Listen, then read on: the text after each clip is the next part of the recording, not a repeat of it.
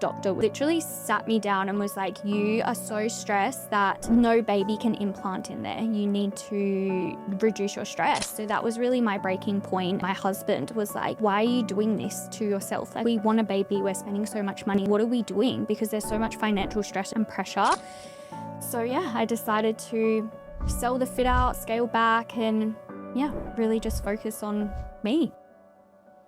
Burnout is a real thing, so I had to change it so that the passion came back, which it has. This decision has been probably one of the hardest, but the best decisions I've ever made in my life. I've now created a life where I can bring a child into it rather than just spread myself thin. Hello and welcome back to another episode on the Beauty Industry Leaders podcast.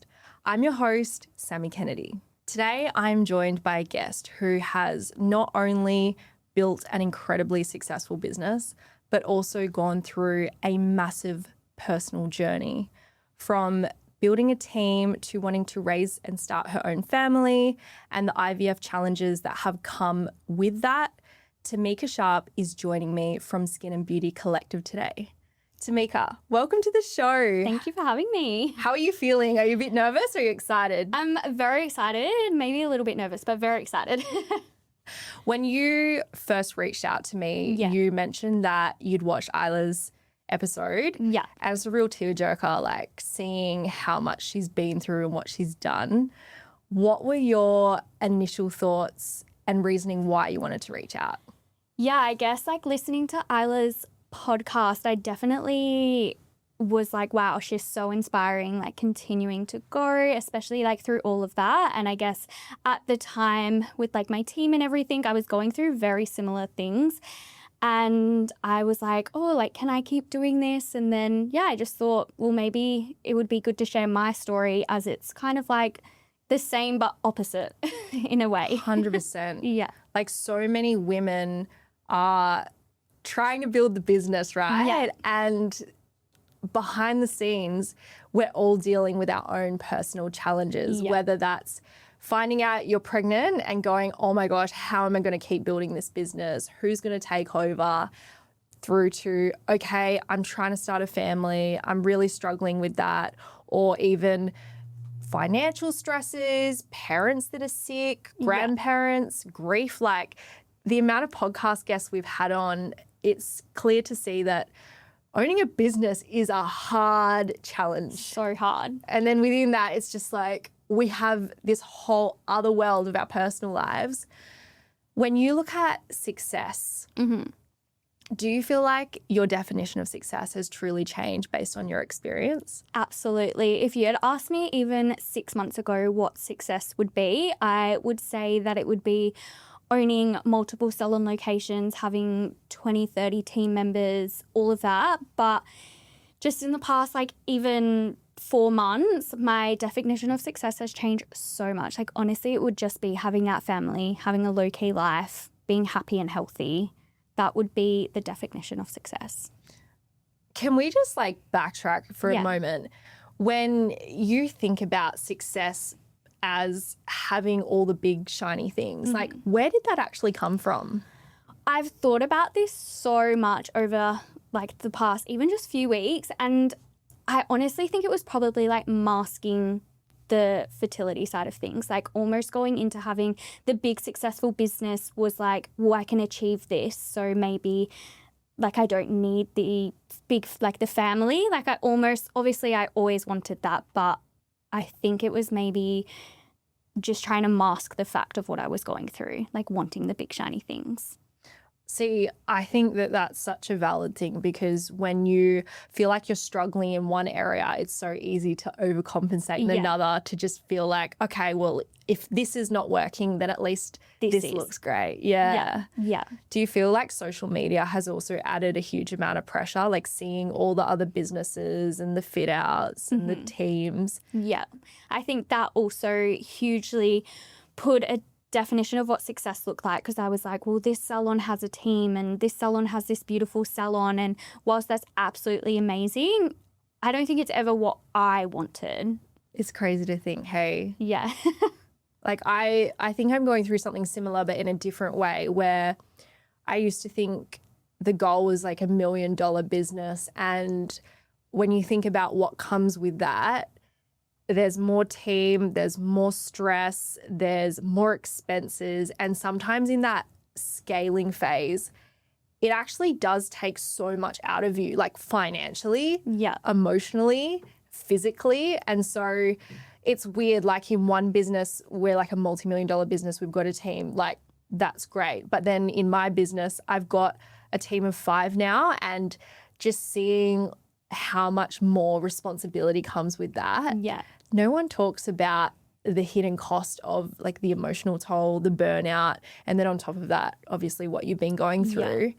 For people who don't know your story, can you please share where your IVF and fertility journey started and how all of this has actually been playing such a massive part in your life? Yeah, so our fertility journey started very early on. My husband and I had only been together a very short amount of time. We'd been together maybe 6 months, and we felt unexpectedly pregnant.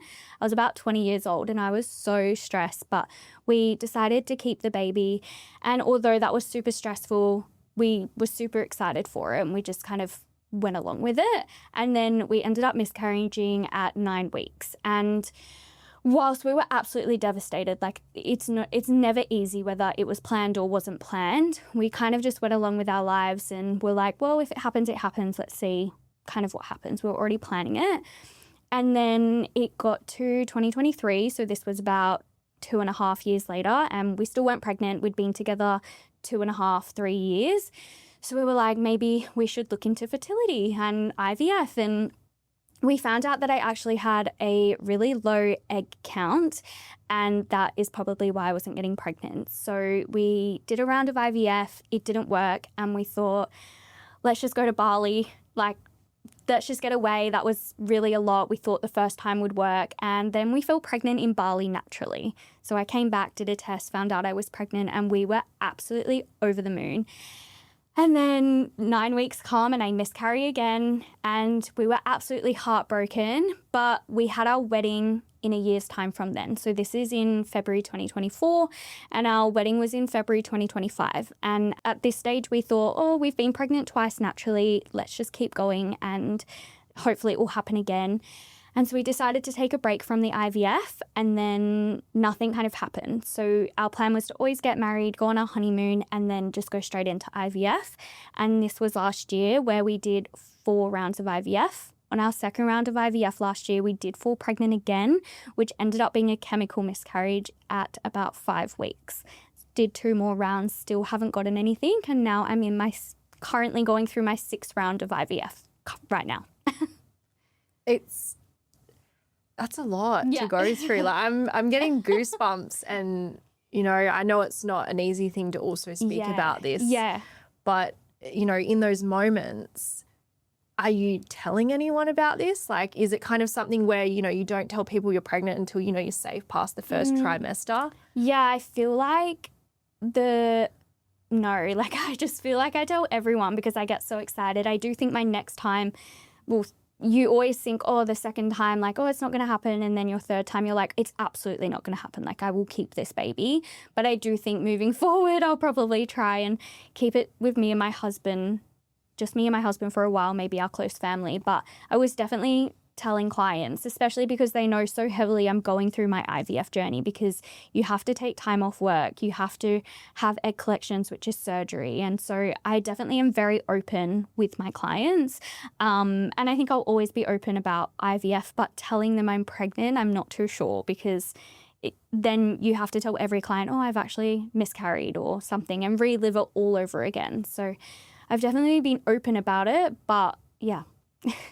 It's so scary to think that, you know, when you're going through this massive journey of trying to fall pregnant and then miscarrying and then having to face people, like, do you ever feel the pressure of just not wanting to go into work, but then you're scared your clients are going to leave you? Or did you just completely go, I got to put myself first? Like, what was that like? 100%. So last year was so hard. As I said, we did 4 rounds of IVF and I had a miscarriage, and I had a team of 3 girls. So I had to show up. I had to be their boss. I had to go in. I was still doing clients, trying to make ends meet, making sure I had enough money to pay all my girls, even if I was having an egg retrieval. Like, I was still constantly thinking about work. But I do think my mindset has changed a lot this year.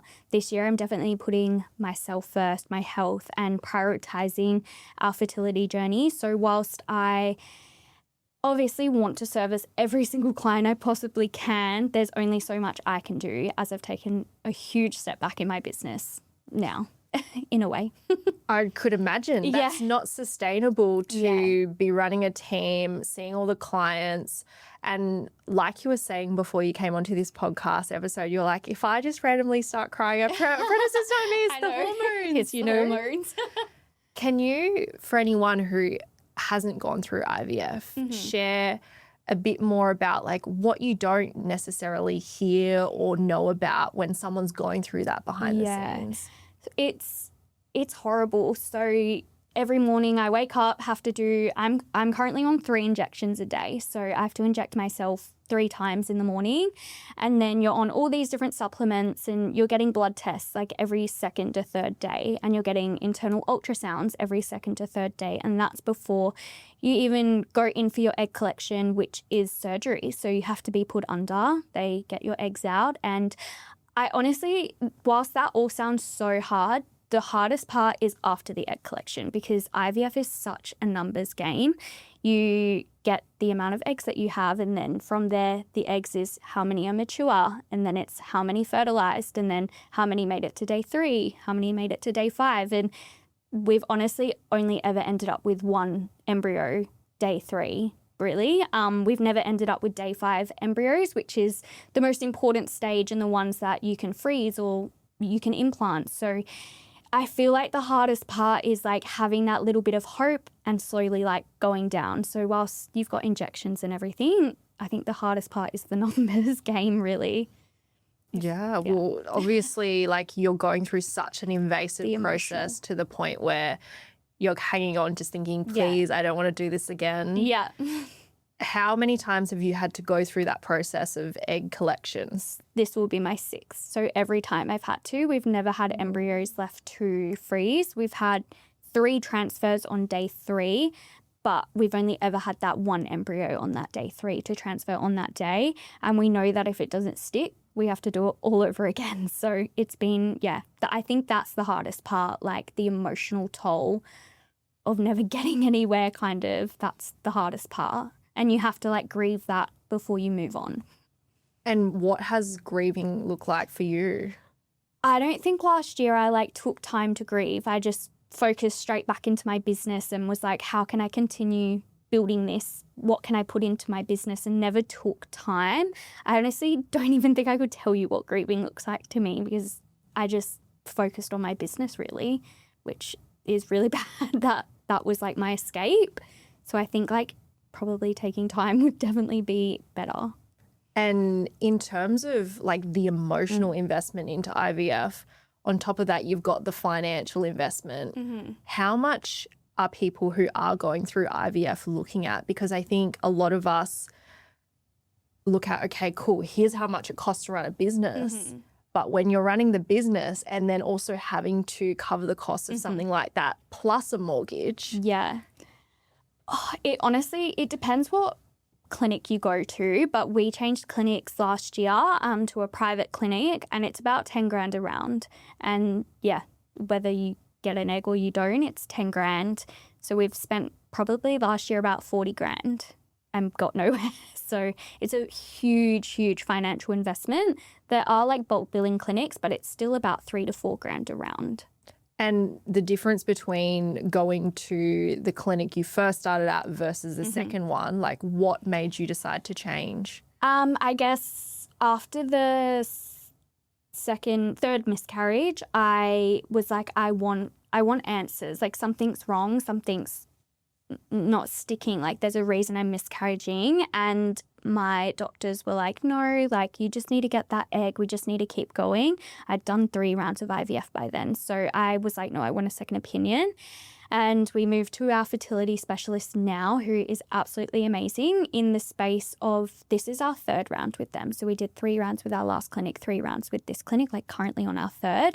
They found out that I have endometriosis, which is silent because I don't have any painful periods or anything like that. But they found I had silent endo. And they've also found out I have like killer cell mutations and so many different things that I have to be on, like blood thinners, steroids, antibiotics, everything when I get pregnant. So there's a lot of things I have to do to keep the baby, which my first like fertility clinic was like, no, we don't need this. It's just finding that egg. So I would say the clinic that we're at now is definitely a lot more specialized and have really looked into what's going on. So I have a lot more hope there. It's so hard when it comes to, investing in people's advice. And when you look at doctors and specialists, at the end of the day, it's just one person's opinion and experience. And obviously we put so much faith into them because they've gone and done the years at uni. Yeah. They've seen all the patients. But I think one of the hardest things is like going, hey, I don't think this is working. I've got to go find someone else and start that journey. Yeah. So that was quite hard to do. When you're going through all these IVF treatments and cycles and everything, what can we do as friends or partners or family to support you through that journey? Honestly, just being there and supporting the person, really. Like, it is such an emotional time. I do think as well people do forget about like the husbands or partners who are going through it as well, like definitely supporting them, because whilst they may not be doing the injections, like it's still definitely an emotional roller coaster he's having or she is having, just as much hope as you are as well. So honestly, just being there, supporting and just, really checking in. That's really all. When you're going through all of that, is it triggering or hard to see other people falling pregnant and starting families? Yeah, definitely. Like, you sometimes think like, well, why isn't that me? Or like, as much as you're so happy for the person that's pregnant, your friend, family, client, like you're so happy, you're also like a little bit about you is like, well, why can't I just have that? So definitely very triggery. I don't ask these questions to make you upset. No. It's just genuinely like, I think there's such a lack of conversation or understanding of what people with IVF are going through. Yeah. I had one beautiful client in the podcast studio come in today, and she spent 3 years doing IVF, and that whole emotional, physical, like financial toll, and then also trying to be, a good friend, a good wife, a good business owner. Like, her experience is like, you just want to crawl into a ball. Yeah. And just the world keeps going on. You still got to make money. You still got to look after people. In terms of where you're headed now in this season of life, and obviously you mentioned next week you're going through another egg collection. Yeah. What are you doing within your weeks to prioritize your health? Yeah, so with my business, I've definitely scaled back the business as much as I can. I've decided to go back to being a sole trader, renting a room in a salon. So really kind of scaled back where possible, and I've cut my hours down. So I'm only working Tuesday, Wednesday, Friday and every second Saturday, where before I was working Monday to Saturday, 24/7 on the couch at night time. So definitely prioritizing myself, but still giving back where I can to my clients, obviously, because I love that. But looking after myself, obviously eating healthy where possible. You obviously do not feel like it when you're pumped with hormones. And just honestly doing what I want to do rather than focusing so much heavily on stress and the business. And that decision wasn't an easy one. I remember when we had a conversation before, that was the doctor telling you to do that. Yeah. So 2 weeks before my laparoscopy, I think I'm saying that right, surgery where they found endo, he literally sat me down and was like, you are so stressed that no baby can implant in there. You need to reduce your stress. So that was really my breaking point. And my husband was like, why are you doing this to yourself? Like, we want a baby, we're spending so much money. Like, what are we doing? Because there's so much financial stress and pressure. So yeah, I decided to sell the fit out, scale back, and yeah, really just focus on me.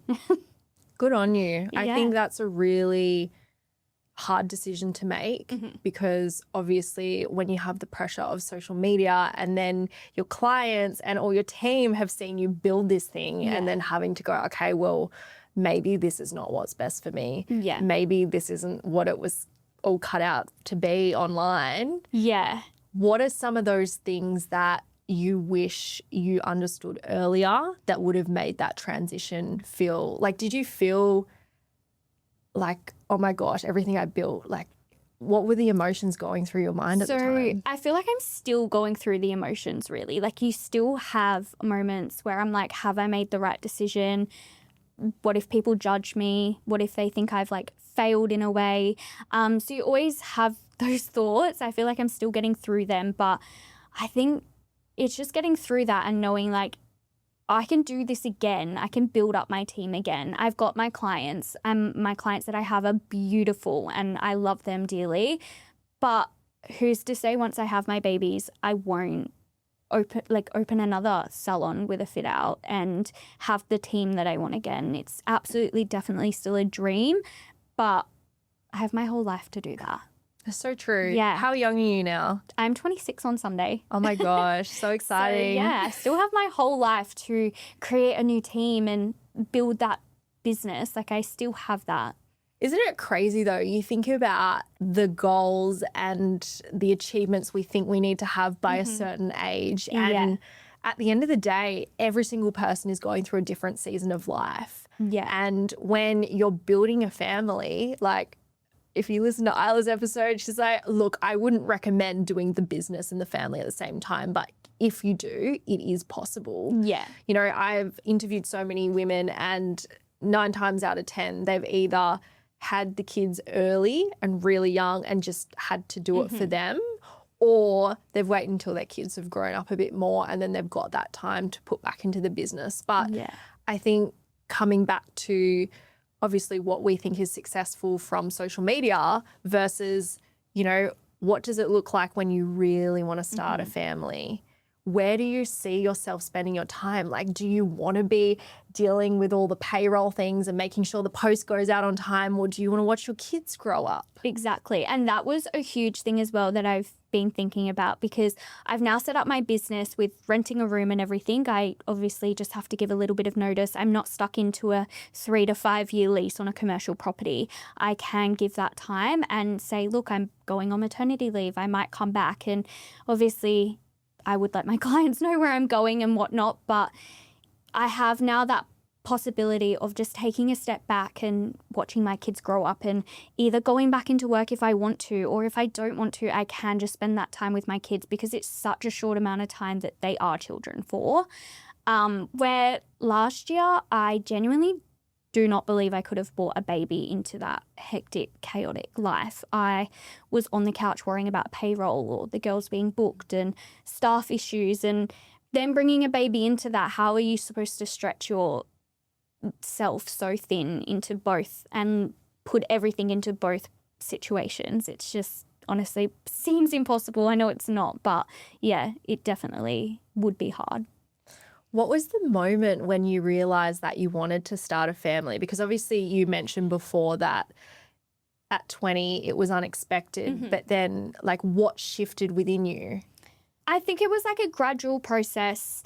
I think when we lost our first baby, it definitely wasn't a conversation that we were closed off to, considering we had mentally prepared that that was going to be our lives. But I think it was a gradual process over the next 2 years where we were like, oh, okay, well, it's just not happening. And then I think probably in like 2023, when we went and did our first round, that was when we were like, okay, like something's wrong and we really want this. We've been trying for 2 and a bit years now. So I think it was more gradual. There was never a time I woke up and was like, I want a family right now. It was just kind of the process and yeah, what we wanted. It's crazy. I feel like I fell pregnant at 18 and I didn't know what to do. I didn't tell anyone in my family because they were all Christian. I thought they were going to like completely banish me. Yeah. And that process, like it broke me. And I think part of like similar to you, I just threw myself into business and I had this whole thing flash before my eyes of, oh my gosh, there's so much to do. And now I'm scared to want to start a family because I'm scared of like, okay, do I need to, get ahead and build the things while you don't have any, ties? And I'm like almost have commitment issues with, the thought of getting a mortgage or the thought of starting a family. But then at the same time, part of me is like, have we gaslit ourselves into needing so much external success and validation from everyone else that we actually forgot why we were put on this earth? And that is to find a partner and to start a family and to enjoy that level of fulfillment. Yeah. One thing that came up in a podcast that really hit me was young people, they feel this pressure with business that, okay, I'll build this business up and it'll be successful. And then they get to the success and they're like, they're still not happy. They're not fulfilled.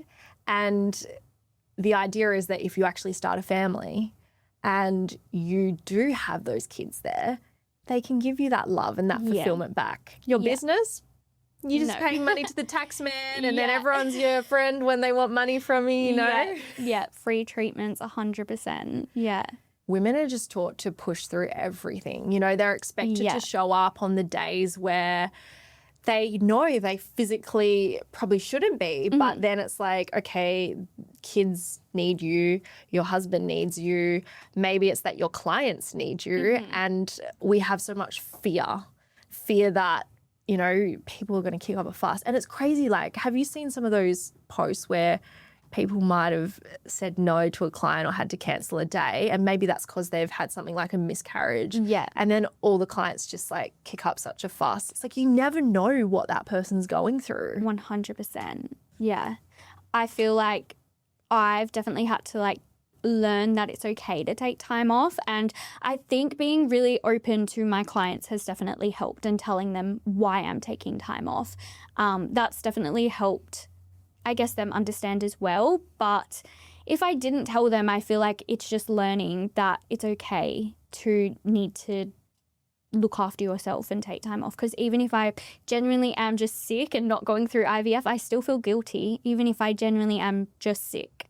But we need to learn as women that it's okay to just look after ourselves really and be resilient. It's such a good point you make there, because so many of us actually don't look after ourselves. And the way that I see this play out with not only myself, but also clients that I've worked with and other business owners in different industries, when you're so busy, you don't eat. No. You don't have time. No. I wonder how many people in the beauty industry actually have an eating disorder, whether it's chosen or because you're just so busy. Yeah. And then it's also like the people pleasing, constantly feeling like, okay, even though I don't usually work these hours, like I'll find time to fit you in. There's so many things that we just keep self-sacrificing for. And it's like, at what stage does that become like, no? Yeah. I know you've had your own experience with burnout. How did that show up in your life? I feel like, I honestly just feel like, you don't eat properly and you're just running on fumes, and then genuinely just start to hate what you're doing. Literally, like you just don't want to go to work. Even though I absolutely love the beauty industry, I love it. I love my clients, what I do. It's honestly my passion. But when you do have burnout, you're working 6 days a week, you're working those long hours, you're not eating, you're not fueling your body. It becomes a chore and you don't want to do it. And that is definitely when I know that I'm burnt out, because I know I love what I do. When we were planning for this podcast, you actually mentioned you were hospitalized from burnout. How the heck did it get to that stage? Like, what were you experiencing? How did it happen? Yeah, so it was only about 2 months ago, and it was in the time where I was like, do I not sell my business? It was very up and go. And I had surgery, had my endometriosis removed, and then I went back to work so quick because I was like, well, I'm the only one treating my clients now. I need to be there. And otherwise I'm taking 2 weeks off and then, they've missed out on their appointments and I can't fit them in. And I went back to work, and then the next morning I woke up and I had tachycardia, I believe it's called, and my heart rate was between 140 and 170 for about 6 to 7 hours, and it just would not go down. I ended up in hospital. I had to have an ECG, I had to have a CT scan. I obviously had just had surgery, so they were checking for blood clots. My blood clot markers were through the roof. So yeah, I feel like if I had just looked after myself, that maybe wouldn't have happened, but it was induced by stress from everything that had been happening with, do I kind of move on from the business and going back into doing all my clients? And yeah, so burnout is a real thing. I feel like every time someone's like, oh yeah, I want to talk about burnout on the podcast, I have just been so chronically burnt out that I'm like, I just don't even want to talk about it. Yeah. Like, and I totally hear you about, you may love the thing, but when you're burnt out, you don't want anything. It's like being in a toxic relationship where you've emotionally checked out and you're like, I'm so done with you. But if you made that reactive decision in that moment, it wouldn't actually be what you would want if you had a sound mind or you were in your normal health state. Yeah. Well, that's the thing with going into, do we want to sell the fit out? Do we not? At the time that we were wanting to sell the fit out, my team had actually just left. So I was like, am I making this decision because I'm really emotional? Am I making it because it's the right thing to do? So I had to take a step back, and it wasn't until the doctor was like, no, like you're chronically stressed, like you have to reduce something. I was like, okay, this was my sign. And then obviously had surgery, ended up in hospital, and just everything was like, no, like if you want a baby, you have to remove the stress, which was work. It was my business that was causing me so much stress. So I had to rechange it so that the passion came back, which it has. I adore what I do again, and I haven't for probably about 1.5 years since I opened the salon. I adore it. I love doing my clients again. So that's so scary to think about. I'm like, you've just invested all this money and all this time, and it's like the dream thing that you wanted, and then you're like, I don't want this anymore. No, take it away. I know. And I still had like 3 years on my lease. Like you can't just run. You have to plan how that's going to happen. You have to remove the fit out somehow. And so you can't just run, or if it gets hard, you can't just quit a job. Like that's what it's like. And you can't. You have to figure out ways to leave that situation. I know that you're now in a really great position because you sold the fit out to someone that you knew. Yes. And you still get to rent the room there. Yeah, I still get to be in my, like, not my salon, but the salon, and still have the same room I had. It's actually my nail lady, and she is amazing, and it's just such a fun vibe. And there's other girls renting a room there as well. 2 of them were renting when I had the salon myself. So I feel like the vibe is just so fun, and it's bringing in new positive energy into the salon as well. So I feel like my situation I was very thankful for, but then I also am like, well, this was meant to happen. It wasn't a hard process. It was kind of just fell in that way. For the woman who is listening to this right now and thinking, oh my gosh, like maybe they're in a really tough situation where they know they need to make a decision, but they're really scared. What words of wisdom do you have for them? Just stop listening to outside noise. I feel like that's the biggest advice. I almost didn't give up the salon because I was so scared of what people would think. And I feel like that is the last thing that I needed to worry about. I needed to worry about my health and family. So absolutely push other people's opinions to the side. Everyone's going to have something to say, and you just have to focus on why you're doing what you're doing and know that you're making the right decision. And now that you've made those decisions, was it even as bad as you played it out to be in your mind? No, it's been the best decision, honestly. And as I said before, like I definitely still get days where I'm like, oh, like I love the salon and I love the space that I did create. But knowing that my nail lady has taken over the space and she's putting just as much love and passion into it, like it was not as scary or anything. It's been such a good transition.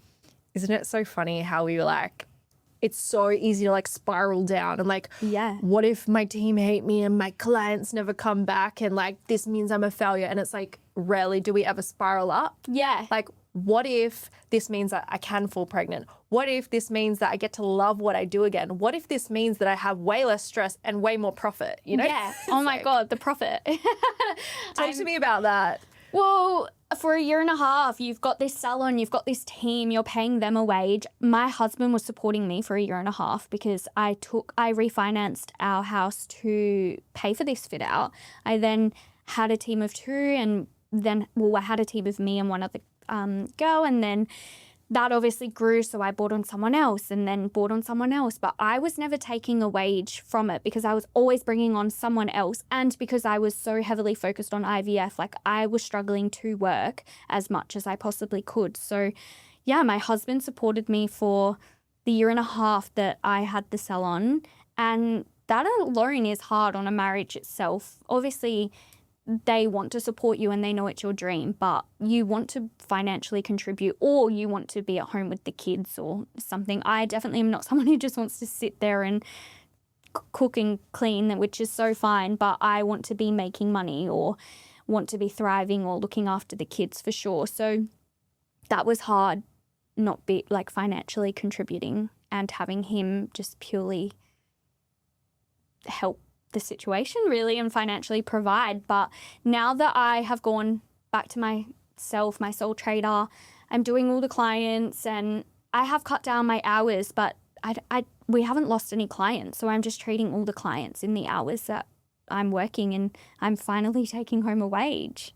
It's wild. Yeah. Like, I don't think enough other business owners are actually aware of how many businesses are just not paying themselves a wage. Like, I've known a fair few in the beauty industry to be paying their apprentices more than they pay themselves, which is a really wild concept if you think about it, because everyone gets into business for the financial reward and some level of flexibility or freedom. And whether that's you just want to have a bit of an income and you're working from home, or whether that's use this business as a vehicle for wealth generation.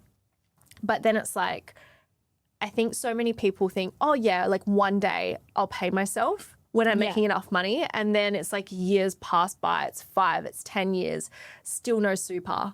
Yeah. I hadn't paid myself super. Barely taking a wage, you know, or it's just like that good old, oh yeah, I'll just pay myself $500. Yeah. And I had to have a conversation with a younger girl that messaged me the other day.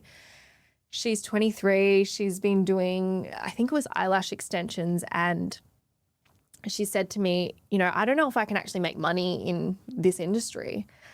And I looked at her price and I said, not with that, like not with those prices, you know, and the difference is like people who work for themselves or they start off there, they go, oh my gosh, I'm making so much money. But that's because they're not actually factoring in paying themselves. Yeah. And so you go, okay, cool, here's like $120, for example, take away maybe your $30 cost of goods sold and then GST. You're like, okay, I'm making this much profit. But no, not if you pay yourself a wage and super.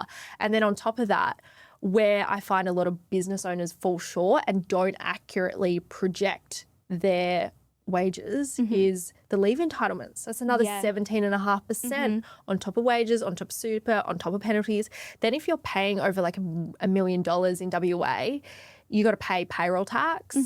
And then everyone forgets about how the bonuses and the incentives and the commissions and any money that they make, you have to pay super on top of that. Like so many people aren't aware of the bigger picture. Yeah. And they put so much into their team, into their clients, and they want the best for everyone else. But then at the end of the day, it's like, what's left for me? Yeah. Honestly, there wasn't really much left for me left over last year.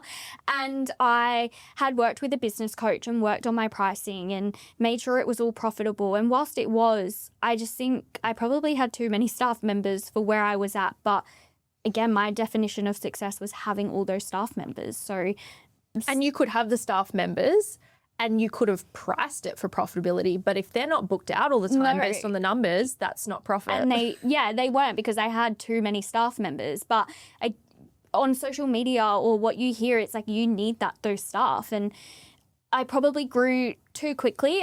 My business is definitely successful and all of that. But yeah, I definitely was like, well, we need more staff because I can afford that now. But then there was nothing for me left over. So I do think if we had done it a little bit slower, maybe, yeah, it would have been, but it's still the stress with staff and the stress with taxes and just everything. I definitely have made the right decision.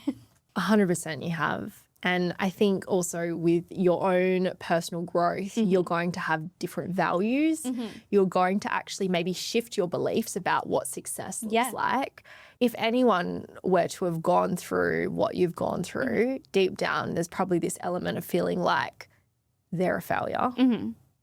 But through your experience and the way that, you know, your clients have taken it on, you've seen how it's played out in your life, do you think women are allowed to evolve and choose something different without the fear of failure? Absolutely. Like, don't get me wrong, I still have the thoughts of like, oh my God, have I failed? But no, like, I think women put so much pressure on themselves that, like we were saying before, like to be there for clients and never saying no and everything. But you're allowed to change your values, especially where you're at in your life. I was 23 when I started my business. I'm now 26. And yes, it's only 3 years, but a lot has changed in that time. I've gotten married, done so many rounds of IVF. Like my life has changed. So I think women can absolutely change their decision and values and focus on what they want right now.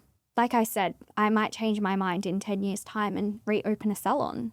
Or you might go, you know what, this salon might fit for me. No, I might as well. But I always have that option because I worked so hard to get my clients and the brand that I have and my personal branding as well. So yeah, I feel as if I can always go back to it, but absolutely you can change. That's really powerful advice. I think it's really important that we remember just because we might put things on pause or we might pivot, it doesn't mean we're actually starting from the ground because you learn skills through running a business, you gain more knowledge and wisdom. And with all the challenges and lessons that you've learned, you actually get to build things faster. Yeah. And it would be so interesting, like, you know, timeline later down, maybe 10 years from now, if you did do it again, it probably wouldn't take as long. Yeah. Because you just have all these skills and resources. And I think that's also something really nice to remember is if something comes up, like if there's a family member that's sick or you're grieving because you've had these miscarriages, or maybe it's that, you know, you've got to put your kids first because something's happening in their lives, or it might just simply be that, hey, you're so burnt out that if you continue doing this, you can't help anyone. Yeah. You know, but it's like, you got to put yourself first. You've got to make sure that you're protecting your health, your energy, and you're actually building a business that aligns with the lifestyle that you want to build. I think when I first had someone say to me, build the business around the life you want, not the type of business where your whole life revolves around that, I was like, oh, maybe these like beauty businesses need to pivot and maybe, and I can understand why so many people are stepping into education or wanting to step in a different kind of role than what they've always known, because so many of us are burnt out. Yeah. Like I'm burnt out from the burnout of the clients in the beauty industry, which sounds so horrible. Yeah. But it's true. Every second post I'm seeing, like, is anyone else like completely just over this? And I think more than ever, we're taking on so many other people's problems and things, and it's important that we actually do the things, go to bed, wake up at a consistent time, move our bodies. You don't have to go do an hour of weightlifting or have to go pay for expensive Pilates. Like literally just go for a walk. Yeah. You know, stand out in the sun. It's just like Which we all just these don't simple do. things we avoid because we throw ourselves into business and we throw ourselves into clients. And you know what? There's this quote, I'm not sure if you've heard of it or not, but it says, most people will sacrifice their health to accumulate wealth. And then once they've achieved wealth, they actually have to buy back their health. Yeah. And if you think about that, that's like you sacrifice everything just to get this thing. And then it's like, oh, maybe that's not what I thought it would be. 100%. I've been doing that. So yeah, no, I definitely think this year I'm focusing on health. Like I'm honestly buying back my health now. I'm focusing on that because the process of IVF is hard. I've put on 20 kilos. I haven't been moving my body. You don't eat when you do clients or I've definitely been focusing on that health side of things because we just don't do it in the industry. So what does your day-to-day life look like now that you're moving away from having such a big workload? You're trying to reduce your stress levels and obviously put your health first. Yeah, so reducing those hours in the salon. So working 3 days 1 week, 4 days the next. I know it's always building something else, but definitely looking into education. So sharing my knowledge with other therapists. I feel like there's not a lot of skin knowledge out there.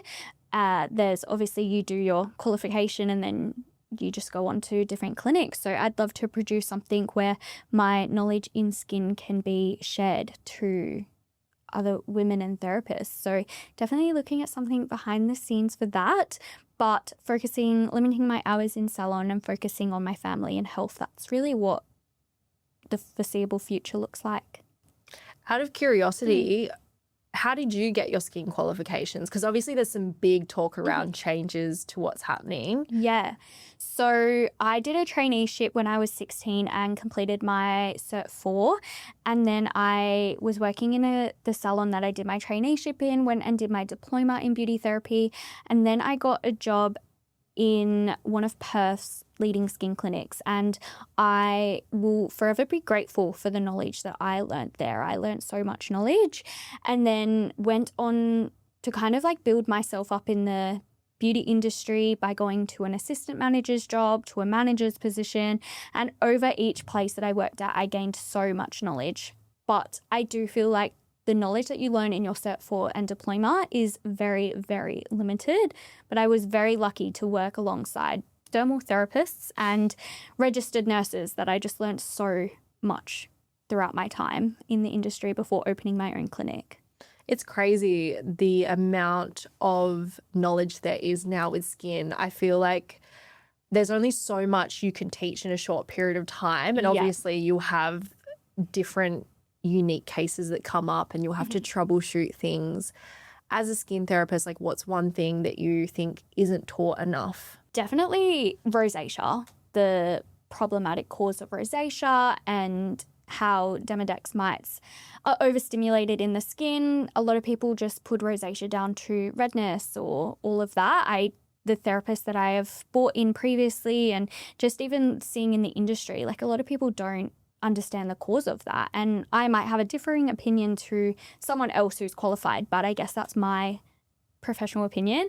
And as well, just post-pill acne. It's ridiculous, the acne you get after being on the pill. Again, I might have a different opinion to someone else, but I've learnt along the way on how post-pill acne can affect your skin or just hormones in general can affect the skin. I went through this. So I was on the pill for a bit and then I came off when I was 18 and the way I described it, I was like, I have all these little bumps and no matter what I did, I just couldn't get rid of them. And it wasn't until it was actually when I was in Miss Universe, I was like, oh my gosh, there's no way I can be in front of everyone with this skin. And so I reactively went to the doctor and I said, what do I need to do? And they referred me to a dermatologist. Yeah. And I didn't even know that the wait list was so long. It was over 12 months. And that was across 5 different ones that I had as options.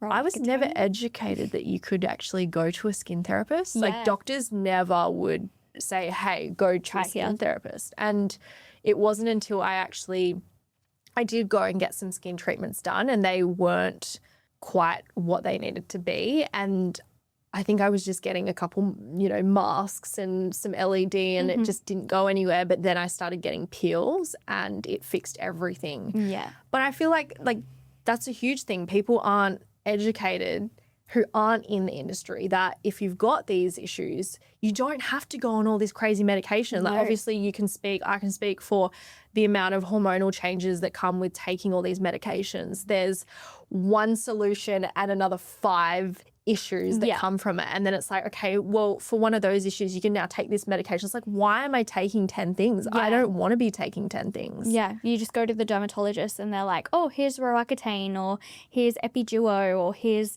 doxycycline. And then that causes other issues internally. So I truly do believe that majority of our skin conditions come from internal factors. 100%. And yeah, a lot of people aren't taught that. They're looking at the surface, how you may have experienced just a few kind of facials with masks. But a lot of my clients that come in, I'm like, have you had your hormones tested? Are your periods regular? What are you eating? So I definitely go through all of that, and we get to the core problem and then sort that out. But a lot of people aren't treating that way. So I feel as if, what's to come is going to be very educational for therapists out there who may feel like they want to learn how to treat internally as well. I'm no naturopath or anything, but definitely referring and understanding the hormones and everything. Well, I mean, it makes such a big difference you going through it and understanding it, how it impacts you so much that clients would obviously trust, you know? Exactly, yeah. And there's always these acne specialists and there's anti-aging or pro-aging, but I feel like rosacea is one that you actually don't hear as many people talking about. And I guess that's another thing, like it's the confidence of how many times have you had to treat this and have you been able to get a successful outcome, and then also not just have it last for like 1 or 2 treatments ongoing. Do you know what's funny? I actually saw your story about the mites. Yes. And I was like, ooh, yuck. Yeah. And it kind of freaked me out. And then I saw another post and it just started coming all up in my algorithm. I'm like, I should probably wash my pillowcase. You know, I definitely need to wash my face like twice after wearing makeup. And Absolutely. Then Are you not? Well, I do, but I haven't washed my makeup brushes in 2 years. Oh, wow. Okay.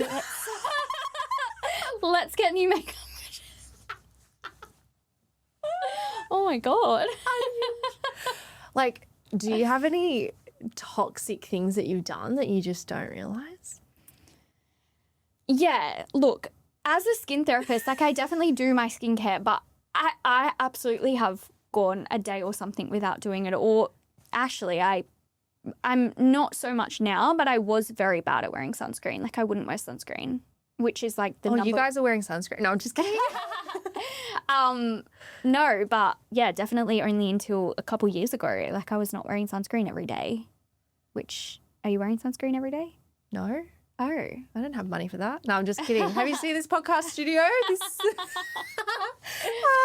I do. I have the O Cosmetics one. Yes, amazing. And I love that. It's so I have been through a few different ones. I actually find finding a nice sunscreen is hard. Yeah, O Cosmetics is the best. We stock it in the salon. It's honestly amazing. We just purely only use O Cosmetics.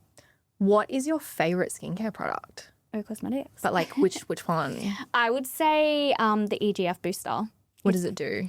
It has epidermal growth factors in it, so it's really good for the healing of the skin. So we treat a lot of acne clients in the salon, and whilst there's amazing products in O Cosmetics, like your potent clearing serum to help with breakouts and everything, I would say 99% of my clients are on the EGF booster for healing, hydration, and essentially just revitalizing that skin because it's got those epidermal growth factors in it. So healing the skin. Okay, I think my problem is that I don't have hydrated skin and I try hard to drink so much water and I need to pee every 5 minutes and I put on the vitamin B serum, but is there something that I'm missing? Well, only 13% of the water you drink goes to the skin. It's so little. But in taking things like your essential fatty acids is going to internally hydrate your skin. So like your EFAs in O Cosmetics, are you taking them? Not consistently. Yeah, the EFA supplements, they'll internally hydrate your skin cells. So definitely in taking supplements or like a fish oil or anything. Of course, I recommend my essential fatty acids from O Cosmetics as that's what we have in the salon. But yeah, even fish oils, there is the amount that has to be in it for it to do something to the skin, which is why it's amazing that O Cosmetics just has theirs. But yeah, they will internally hydrate the skin. And then, yeah, your B3 is amazing too, but adding in like your hyaluronic acid if you're feeling really dehydrated as well. If you're feeling dry, adding in like your oil or something like that. But internal is so important. See, I had some incredible products. Like I had the ProLogic ones as well. And Sam is my therapist from Laneway. Sam, thank you. You've done an amazing job. I just like testing people on the podcast, you know? But like I was putting on oil and I was like, my skin needs the oil, but then perioral dermatitis would get bad. And you know what? Talking about burnout, that was my sign. Perioral dermatitis all over my face, and then from your cortisol. Yeah, and not eating. I definitely don't eat consistently, and that's been something that I know has obviously impacted my performance at the gym and, you know, getting tired and brain fog, and then just like, okay, well, I got to get to this meeting. I'll just have another coffee, and it's just like my poor gut health. You know, there's been so many things, but I think my realization speaking to you is that putting my health first, I really need to eat properly. And, you know, to any other person who is also listening to this and probably has a borderline eating disorder, whether it's chosen or whether it's because you're so busy, like we need to look after ourselves, because I just don't think that, you know, it's good to get to the point where it's like, okay, I physically cannot work anymore. Yeah.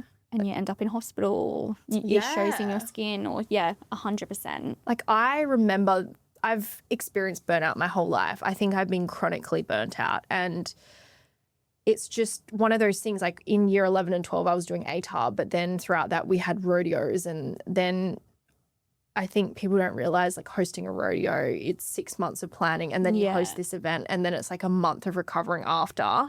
And then when I moved to Perth, I was studying at uni, and I would literally like do a 3-hour lecture, go see clients after, come back to the lecture. And I would just constantly be doing like 60 hours in the salon plus another 20 hours of lectures. And I was just pushing through because I was like, I'm making money, you know, and I will just do it. And then if anyone knows my journey about the scoliosis, I didn't realize like I couldn't touch my toes when I was at the gym. And then I started getting all this shooting nerve pain down my arms, my legs, my neck, my spine, and I couldn't work anymore. And then I remember going and seeing the specialist and then saying, you know, if you continue on, you're going to need spinal fusion surgery.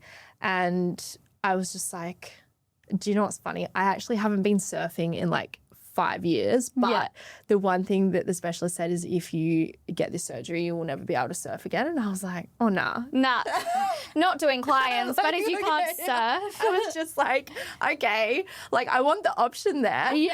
But I used to surf all the time when I was a kid, and that's what my dad and I would do. And, you know, we had so much fun. And I just remember thinking, you know, this is not worth the pain. It's not worth it. And like walking away from beauty and then going into coaching, and like lately I've been having a massive transition of being like, do I want to do coaching long term, or do I like really want to pour everything into podcasting, because I love podcasting and I want to help other people build up in that. And it's just like, you know, we have so much choice and there's always risks, and then it's like everything you're saying, I feel like I'm going through it in a different season, because it's like that fear of failure. And then the podcast studio is that the type of business model that if I set up correctly, I can start a family, and it's not me selling my one-on-one time and having to like burn everything to the ground if you come back and then you stop and you start. So, you know, it's weird. I feel like everything you're saying about the pressure, you know, so much pressure. Before you came in this week, I have 3 calendars and I have so much going on, and it's weird. Like you feel like you're just falling apart, but then at the same time, everything is looking successful on the outside. Yeah. And I will say, when you come out of chronic burnout, so I was in chronic burnout, maybe I don't feel it right now because of the hormones and everything, but when I made adrenaline rush on the podcast. When I made the decision to kind of sell the fit out and I reduced my hours, and I had so much more energy. I had energy, I was eating properly. even just little things at home, doing the dishes and doing the washing, like it wasn't a huge thing to do. I was just doing it. And Totally.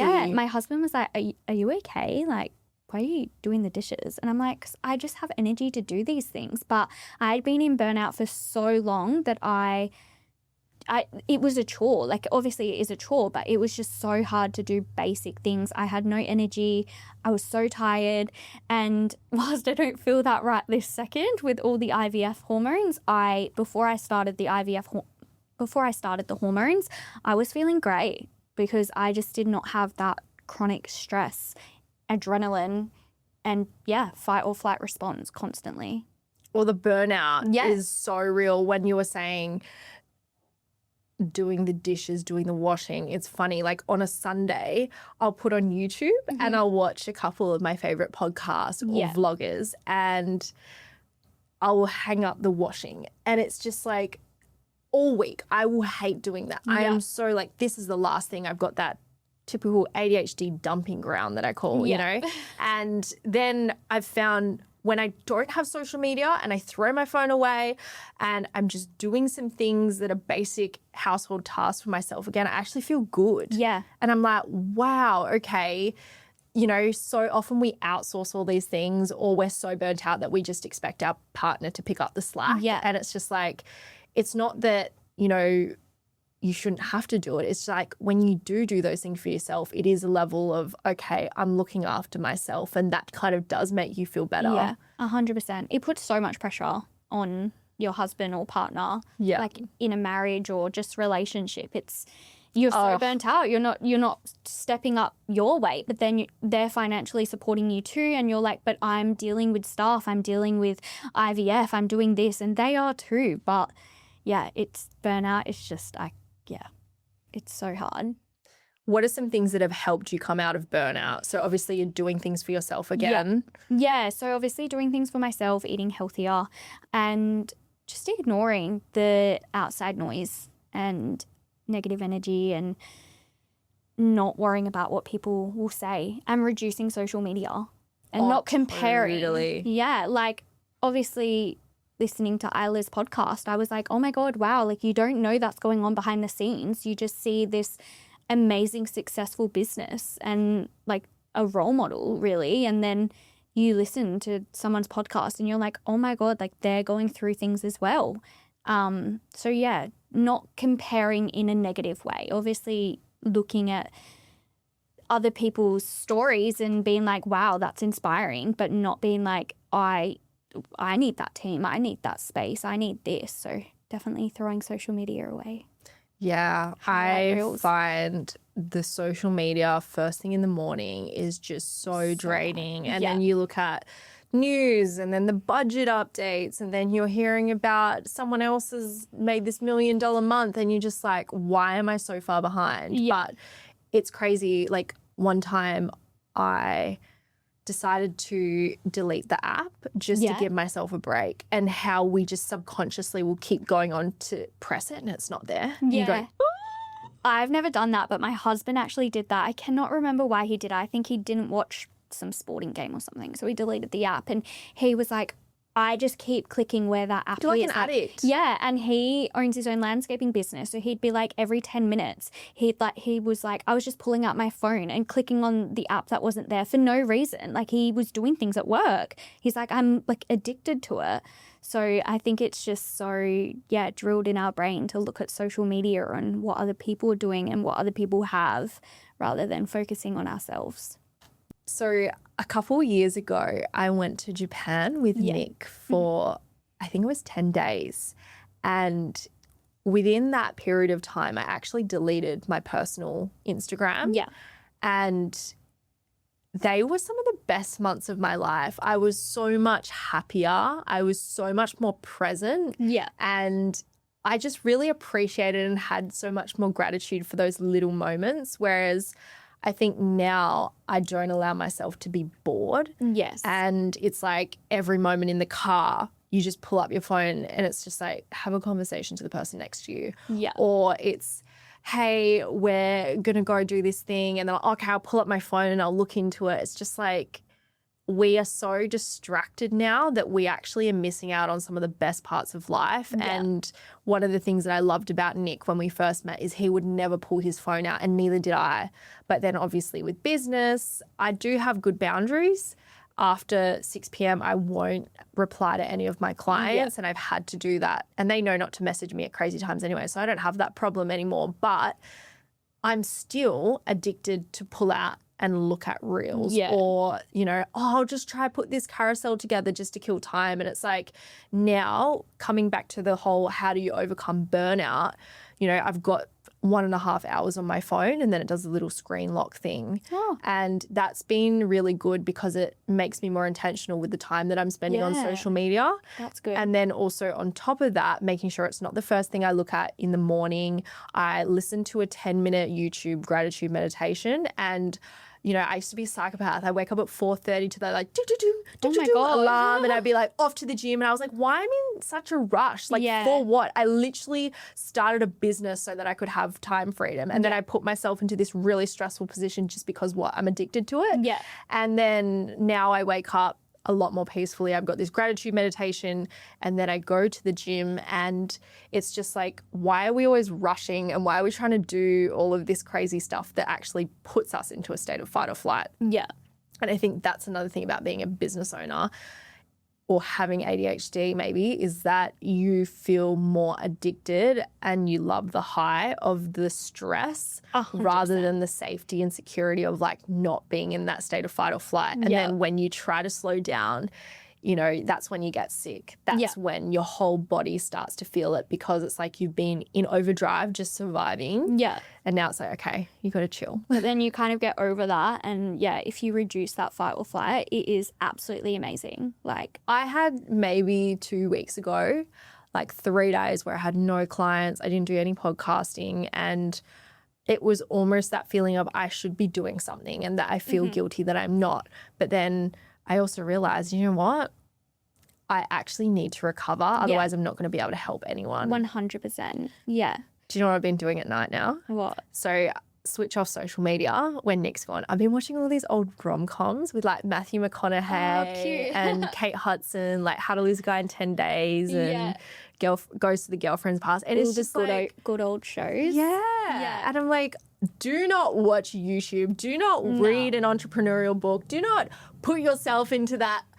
Like, you're not going to slow down. You're just going to go, oh my gosh, I've got to do all these business ideas. Like the other night I did, like, honestly, I woke up at 1 a.m. like with so much anxiety about like financially. I've like overextended myself, and, you know, I think that feeling of being a business owner and the risk and the wages, like you're putting everyone above yourself. And I was just like, how am I going to make this work? And I think, you know, in that moment I just wanted to give up. But that was the burnout. And now, you know, coming here today, I was just like, I don't know if I talk about this. I don't know if I do, but I think everyone's going through it. Yeah. And it is so important, like, that we don't just ignore that. Yeah. And actually, okay, well, don't normalize it either, but it's like, it is something that we go through, and it's like that reminder to look after yourself. And it's not sustainable. Like, if you got to make those hard decisions like you have, like, make those hard decisions, because in the moment it's hard, but what's going to be harder is a lifetime of pain. Yeah. Like literally last year I'd be on the couch, like posting, as you said, and my husband would be like, get off your phone. It's 7:00 at night. Like, and I'd be like, but I have to get clients in to fill up the girls' columns. And now that I've made all these changes, I'm like, half the time my phone's in the bedroom, or I'm playing a little stupid game on my phone because I don't want to go on social media. I don't want to look on there. So, or we really just sit down and like watch our show together or something together now, rather than being like, no, I have to post on these Facebook community pages, or I have to put up this story, or all of these things just to fill up the girls' books to make their wages, not my own. So it's been, you need to make sometimes those hard decisions. And honestly, this decision has been probably one of the hardest, but the best decisions I've ever made in my life. And I've now created a life where I can bring a child into it rather than not, and just kind of spread myself thin. That's really beautiful. Yeah.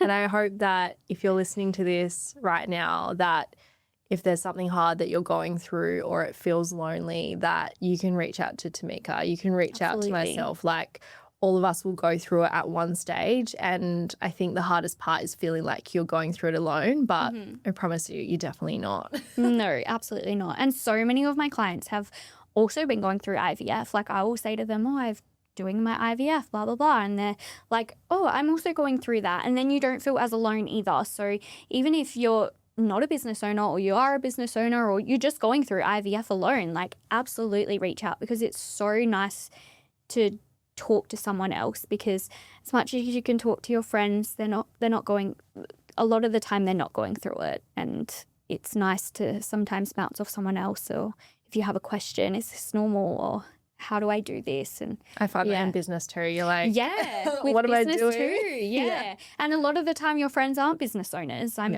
lucky that my husband is also a business owner, so we bounce off each other a lot. But yeah, definitely in business or fertility journey, it can be so isolating. If someone wants to reach out or connect with you, where is the best place to do that? I would say the Skin and Beauty Collective Instagram. So I completely monitor that. So yeah, reaching out on our Instagram. Awesome. Thank you so much for being so vulnerable and sharing everything today. It's definitely a massive insight, especially like I've seen friends go through IVF, but I feel like you're almost treading on eggshells because you don't want to ask questions that are maybe too invasive or too personal. And I think you sharing what you've been going through will not only make some people who are going through that journey realize that they're not alone, but also others who don't quite understand it to have more of an insight. So thank you so much, Tamika. Of course, yeah. I'm surprised I got through it without crying with all the hormones. I'm so proud of you. Yeah. So no, absolutely. I'm so happy to share, even if I can just help one person not feel alone going through the journey. 100%. Yeah. Thank you so much for tuning in to today's episode. If you're going through this yourself, or you know someone else who's going through it and would really value listening to it, please make sure that you send it to them so that they realize that they're not alone in this journey. And also, if you need to reach out to Tamika, her DMs are always open. I will catch you for next week's episode. Until then, have an amazing week. Bye.